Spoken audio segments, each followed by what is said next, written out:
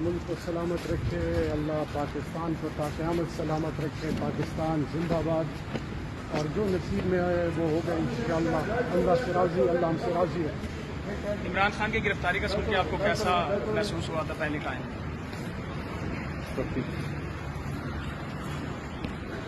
Madam क्या कहती हैं, क्या वजह है गिरफ्तारी की? क्या आपने वैसा क्या जुर्म किया है? उनको पता हो गया, पता चलेगा ना।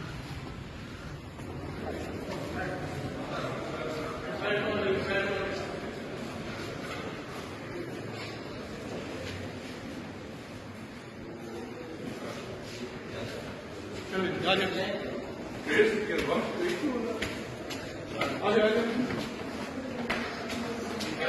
allez.